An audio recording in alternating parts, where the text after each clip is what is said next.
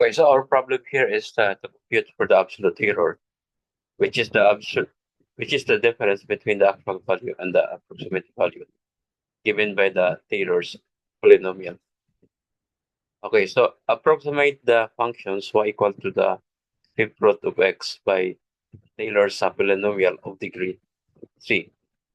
Uh, approximate the functions by Taylor polynomial of degree 3 at a equal to 5. Okay, so we have the given function here, x equal to the fifth root of x. We have the first derivative of the functions. We have the second derivative of the functions, the third derivative of the function, and the fourth derivative of the functions. Okay, so by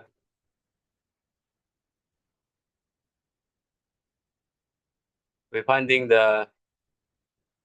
all the derivatives here, so we have here the function and the first derivative here, and we have also the second derivative here, the third derivative, the fourth derivative here.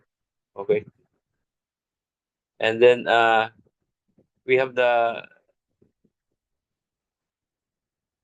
given Taylor's series here. So we substitute here at x equal to 5. We have the corresponding value for the functions for the first derivative at x equal to 5, second derivative at x equal to 5, the third derivative at x equal to 5, the fourth derivative at x equal to 5. Then we substitute that in the Taylor series here. So we have this Taylor series. So we have how many terms do we have here?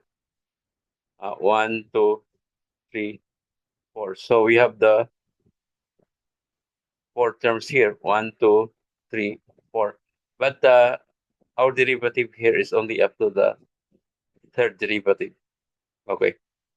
Then we have here the series. So let us count how many terms do we have here. How many terms we have here. So 1, 2, 3, 4, 5. Okay. So 1, 2, 3, 4, 5. So we have 5 terms here.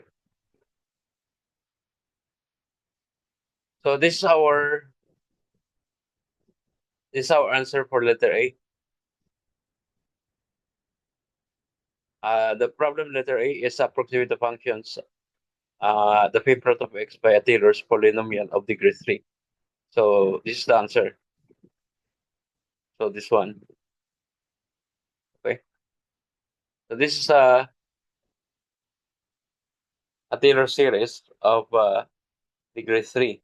This is the approximation of the given function. So our given function here is the fifth root of x. Okay, the next problem is what is absolute error with x equal to 4 for degree 3? All right, so the absolute error is equal to exact value minus the approximate value. So we have here, this is the actual value, and we have here the approximate value. Okay, so we have the equation here. If x equal to 4 here, we have the absolute error here equal to 0.000876131. Okay, now let us graph the exact function and the approximate function here. So we have the Taylor's approximations, and we have the given function here. Okay. Then let us plot also the absolute value of the difference of the functions, the difference between the function and the approximate function here. Okay. So we have here the graph. So approximately that is equal to 0.0087. So we have here 0.008. So here 0.0087 here. Okay. Now if x equal to 5 here, the absolute error is uh, equal to 0. So meaning uh,